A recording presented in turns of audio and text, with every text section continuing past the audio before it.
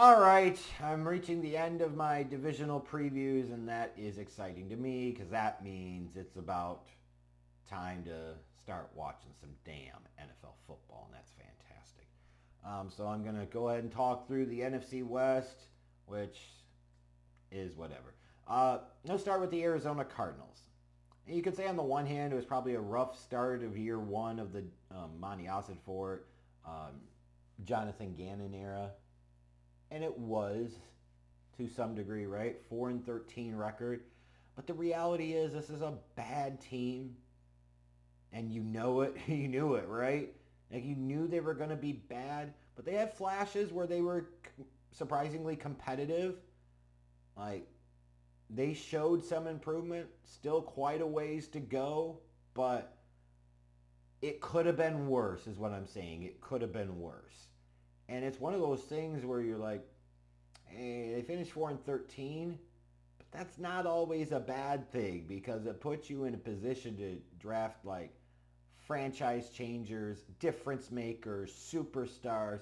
And this is a team that is devoid of superstar names, superstar talent. So it's not the worst thing in the world, right? When you look at this offseason, they certainly had some activity there. They signed Jonah Williams to upgrade their tackle position on the offensive line, which they needed to do. Then they went to work a bit on beefing up their defense. Not a surprise considering that they've got Gannon at the helm there. Signed Justin Jones and Mac Wilson, Sean Murphy Bunting, Bilal Nichols. Um, Again, not surprised that they went after addressing some of that defense. Then you look at the draft, and obviously the big name there was Marvin Harrison Jr., fourth overall. You know, if you're talking about Kyler Murray and what he is and what he isn't, well, the one thing he isn't is a guy with a ton of help on the offense. You got to give him that a little bit. Now Marvin Harrison Jr. comes in, and if he is what he's supposed to be, he should be an early impact star and takes one excuse away from Kyler Murray and his performance. And you look at the draft, they added Trey Benson in the middle rounds to be backup running back behind James Conner. Got Max Melton, who should contribute early on in nickel dime situations in the secondary. Darius Robinson, I think he's got a calf injury now, will be on IR for the first few weeks to start the year, but hopefully he's a guy that can come in and contribute off the defensive line. Their offense and defense need to show major improvements this year. There's no question about it. But there's also a reality here of Kyler Murray's got to start playing up to his contract. I'm highly skeptical that's going to happen. Does he care enough to play up to that contract? Probably not. Who fucking knows? But again, I expect to see a little bit of progress for the Cardinals this year. I think they win at least 6 games, maybe 7. But man, it is just hard to see them winning much more than that at this point. And then I go to the Seattle Seahawks. You know, 2023 represented an end of an era as it was Pete Carroll's last season on the sidelines.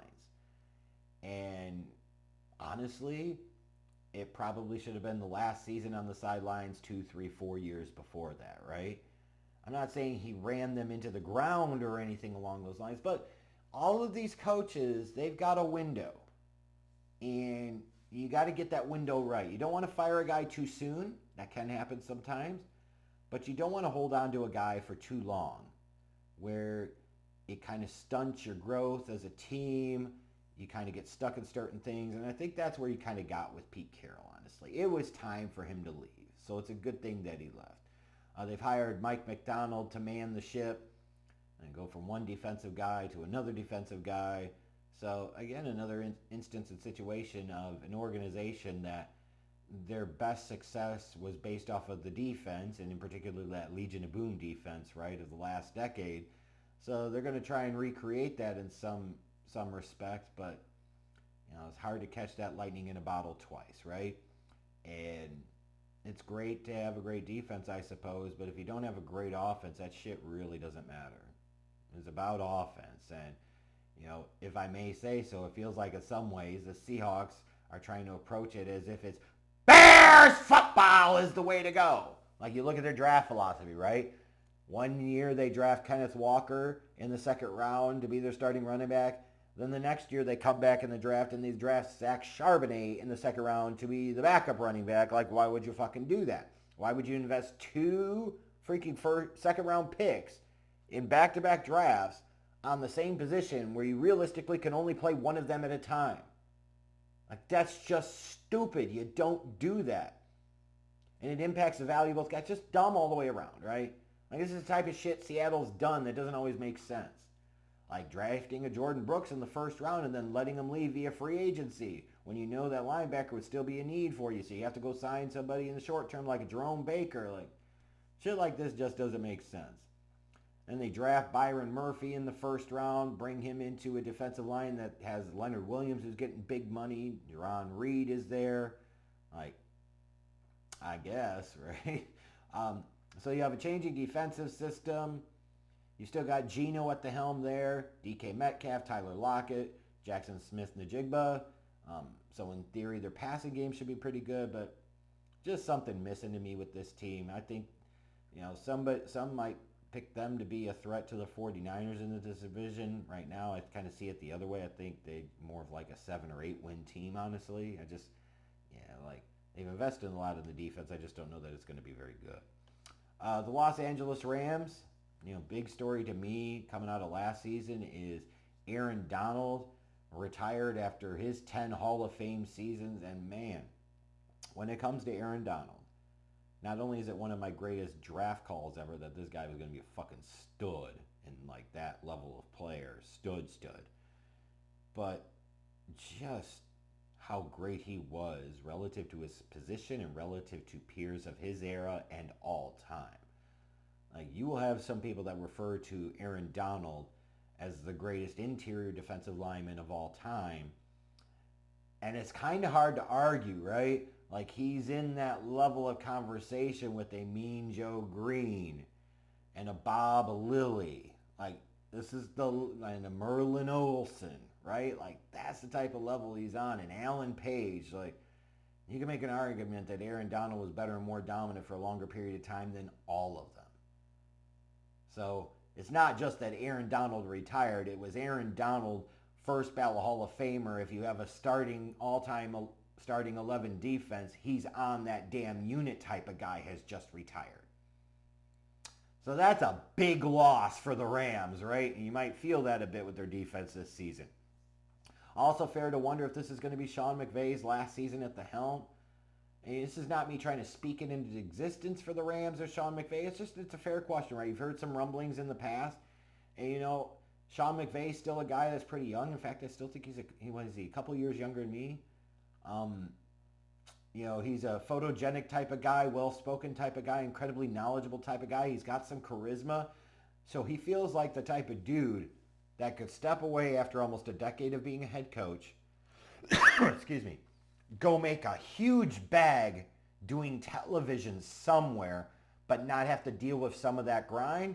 And then, come back into coaching if he wants to again in his late 40s, his 50s, and get a big bag because somebody's going to be desperate for him at that point. Like, he could be so addicted to it and love it so much that he might want to run himself into a ground for another 20 years of doing it. I just have to wonder if he's going to look at it and say, time for me to go do something else for a while, take a bit of a break, but still get paid. Because, dude, when Sean McVay doesn't coach anymore, somebody else, in terms of TV, is going to make sure he stays paid. In terms of this team, though, independent of Aaron Donald's retirement and independent of whether this is Sean McVay's last year, they spent more than a little, I should say, to try and upgrade their secondary, which needed the effort there. They signed Tre'Davious White, Darius Williams, Cameron Curl, so added 3 new starters to their secondary. They also added Jonah Jackson and Colby Parkinson to their offense.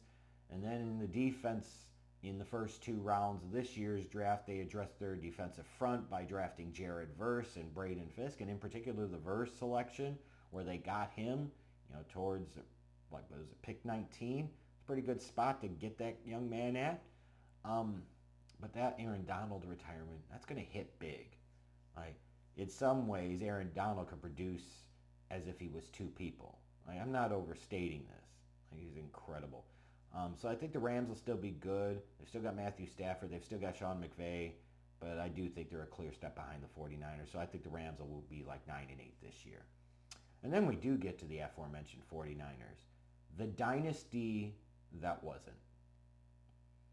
And I know this is sometimes an overly simplistic way of looking at it. However, in one of the great what ifs of all time, as much as fun as it used to be to say, hey, the Bears traded up from 3-2 to take Trubisky and Mahomes and Watson were on the board. Totally fair, right? It'll be something the Bears will always have to eat. But they're not the only ones. And the ones that most should feel the criticism are the 49ers. Because they're the ones that didn't take a Mahomes. They're the ones that have fumbled the bag in multiple Super Bowls and multiple opportunities to get to a Super Bowl because they fucked up the quarterback. And maybe that's a bit extreme. Like Jimmy Garbage Pail wasn't a bum in San Francisco, but in big spots, he clearly showed he's not that guy. And when you look now at Brock Purdy, great story, Mr. Irrelevant, kind of written off, and now he's a starting quarterback. And in 2023, he was in the MVP conversation, and like incredible stuff, right? But is he the type of guy that can make those plays, really put a team on his back, or is he more of a product of the system that executes well within said system with some big marquee talent around him? Like, let's be honest here. It's hard for a quarterback to not look at least solid when you've got Deebo Samuel, Brandon Ayuk, George Kittle, and Christian McCaffrey on your fucking offense. Oh, by the way, Trent Williams protecting your fucking blind side. And then you got Kyle Shanahan, a great offensive play caller, bit of a choker when it matters most as a coach, right? Am I right? Hard not to look at least solid here. But you get into a place where you're going to have to start considering paying Brock Purdy close to $60 million a season? Woo! Good luck with that one. But again, back to that point around the dynasty that wasn't, if they had that dude at quarterback, like this might be like the 49ers of this John Lynch, Kyle Shanahan era, would rival the Bill Walsh, George Seifert 49ers, and that's not hyperbole, that's fucking reality. They would probably have at least 3 Super Bowls between 2019 and 2023. Just fucking imagine. Imagine if they did have Mahomes. The fucking team would be unstoppable. The dynasty that wasn't. That's what I will think of this era of the San Francisco 49ers. The dynasty that wasn't. They were active in the offseason signing Leonard Floyd. Really like that signing for them, especially as they let Eric Armstead leave via free agency, address the defensive line in a different way. Unfortunately for them, Javon Kinlaw was a bust. Brought in Devondre Campbell. Hopefully he can recapture his all-pro form of a couple years ago on the inside of their linebacking core. Yetur Gross-Matos, Jordan Elliott, Rock Ya-Sin, Isaac Yiadom, traded for Malik Collins. Like, they put quite a bit into investing in that defense. They finally gave Brandon Ayuk the bag. He got paid. It's amazing. How are they paying everybody? I don't know. But will first round pick Ricky Pearsall give them anything this year between some of the injury concerns, the shooting that just happened? Yikes, right? They just spent a first round pick on a guy who might not contribute much this year. And if you're keeping both Deebo and Ayuk long term, like, how much is he really going to contribute? And is he ever going to be able to live up to that first round draft slot there? Dominic Pooney looks to be starting. Renardo Green in nickel dime packages. He should play and contribute. So they'll at least get something, it looks like, out of this draft class. You wonder if they'll get anything from the first rounder. But here's the reality for the 49ers. This is a team that has a ton of stars, right, on both sides of the ball. When you look defensively, you've got Fred Warner there. You've got Nick Bosa there. So those are 2 elite studs. Then you go to the offense. You got Kittle, Ayuk, McCaffrey, Samuel, Trent Williams if he's paid, right? You got a bunch of elite guys. Man, like, that's all fine and good, but until proven otherwise, this team is no threat to win the Super Bowl, because I don't believe that Brock Purdy can be the type of guy that could carry a team when it matters most. And I have zero faith and confidence in Kyle Shanahan as a play caller when it's on the line and it matters most. Until proven wrong, I'm right here. And we've seen enough of Kyle Shanahan and his choking ways over the years. Like, he's a He's an epic bag fumbler. And it still feels like they have really fumbled the bag when they should be a dynasty, but they haven't been. I think they're going to win 12 games. They'll certainly be in the mix. You expect them to be a threat to get to the Super Bowl, but who realistically would pick this team to win it all right now and feel comfortable and truly confident in that pick? Until proven otherwise, not too many people. And if you do, you're just being delusional at this point.